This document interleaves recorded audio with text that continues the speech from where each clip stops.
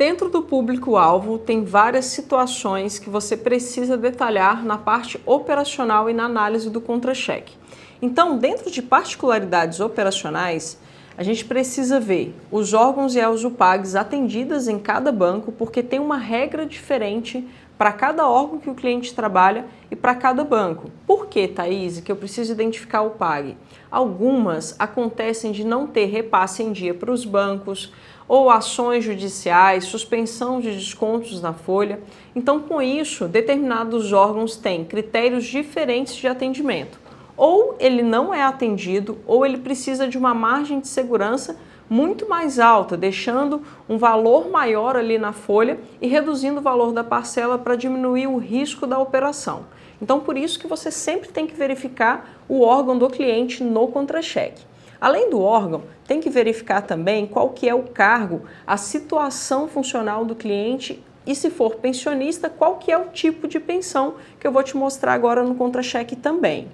É necessário validar também se o banco faz cálculo manual ou não de margem, qual que é o ajuste de margem negativa que precisa ser feito, a política de crédito, de limite dentro do banco, de acordo com a idade, o valor, de acordo com a data que termina ou não a pensão, todos esses detalhes precisam ser analisados. E além disso, dentro da situação funcional, qual que sempre vai ser atendido?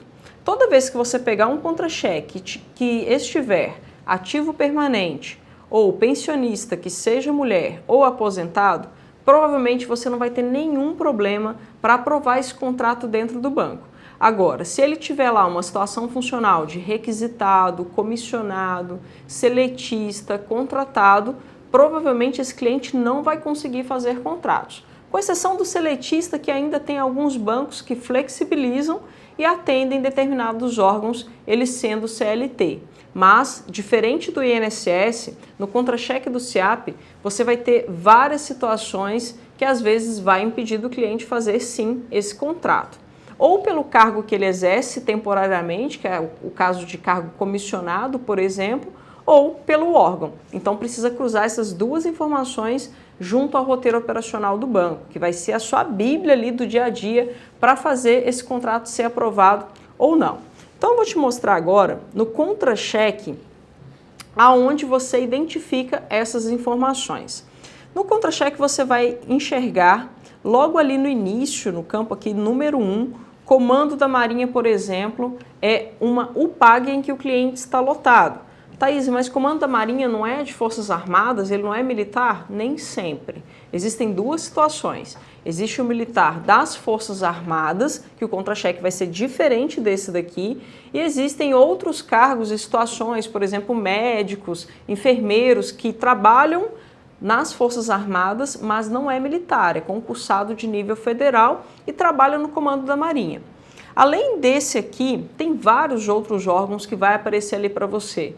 Muitos tomadores, por exemplo, são da Polícia Federal e muita gente tem medo de vender, sendo que é o cliente que mais pega crédito. No Ministério da Saúde também tem muita gente que toma crédito e universidades, professores universitários. O Ministério da Educação é um dos maiores ministérios que tem de nível federal, assim como o Ministério da Defesa. Então, boa parte dos seus clientes aqui serão dessas UPAGs. Mas tem algumas que não são atendidas, como por exemplo Fundação Nacional do Índio, apenas alguns bancos atendem, CONAB, Instituto Brasileiro de Geografia e Estatística, que é o IBGE, tem muito cliente que é seletista ou contratado, acaba impedindo desse cliente fazer contrato no banco. Aonde que tem essa informação, Thaís? Roteiro operacional e também nos materiais anexos que a gente vai deixar aqui para você logo abaixo do módulo. Então você vai ter uma lista de UPAGs que são atendidas ou não em cada banco, que volta e meia você vai precisar consultar.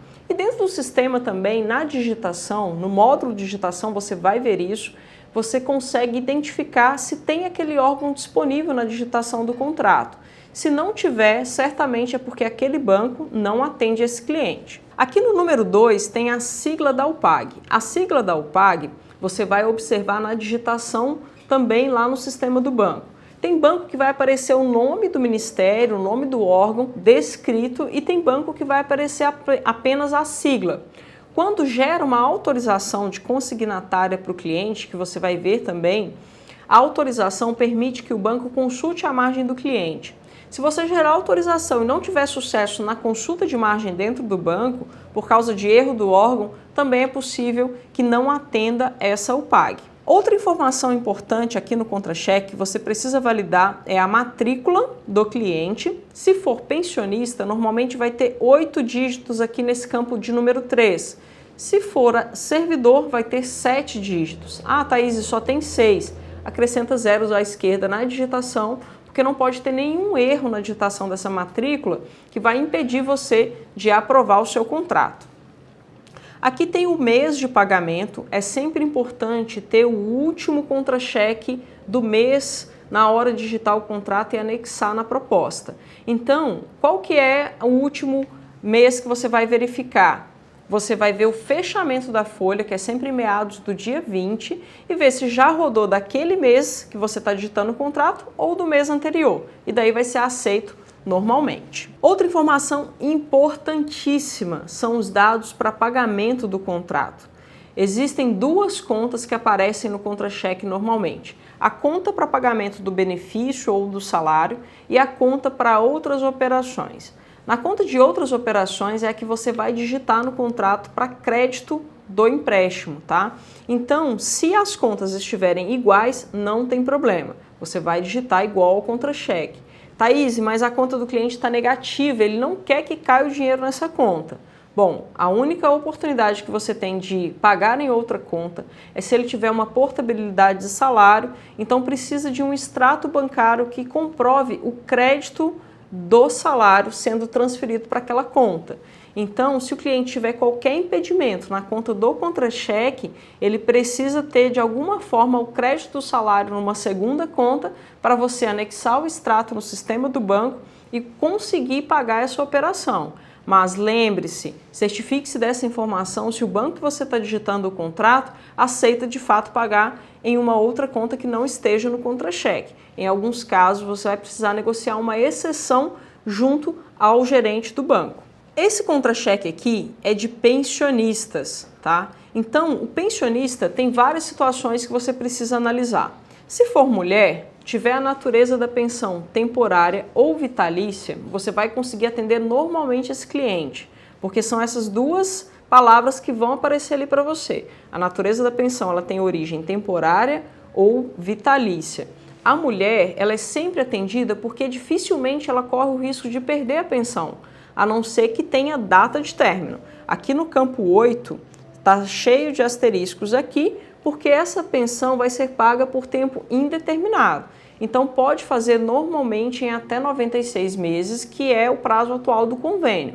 Agora, se tiver data de término, aí você precisa fazer dentro desse prazo, consultar o roteiro operacional do banco se precisa encerrar com 2 ou 3 meses antes da data que aparecer ali dentro do contra-cheque. Então suponhamos que está lá no contra-cheque 31 de dezembro de 2025, tá? Então o cliente ele vai poder fazer até setembro, outubro no máximo de 2025, tem que encerrar o contrato do cliente. Ah, Thaís, eu estou no mês de janeiro, então você vai ter que fazer no máximo em 6 meses, porque os bancos fazem em 6, 12, 24, 36, então sempre observar esse prazo.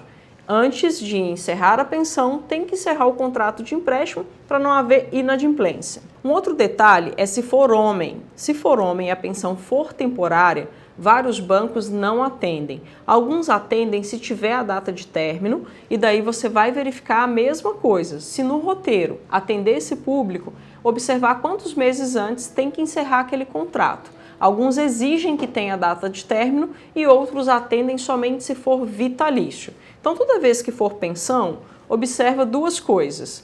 Se é homem ou mulher e a outra é se é temporário ou vitalício. Se for vitalício, você vai conseguir atender tanto homem quanto mulher e não vai ter nenhuma dificuldade. Se for temporário, você vai ter a dificuldade com os homens, que no caso não vai fazer sem a data de término na maioria dos bancos. Se fizer, você tem que verificar no roteiro operacional quais são os critérios e se tiver a data de término, vai ter que respeitar essa data para o contrato encerrar bem antes da pensão. Outros detalhes que você precisa observar no caso de pensionista é na digitação da operação, vai te pedir a matrícula da pensão e também a matrícula do instituidor. Então precisa ter 2 campos ali preenchidos com o número da matrícula. Aí é aquele detalhe que eu te falei, a da pensão são 8 números e no caso do instituidor, ele era um servidor, ele pagou o preço para essa pessoa receber a pensão. Então a matrícula dele é de 7 números. No Banco Pan, por exemplo, tem um campo específico que fica dessa forma.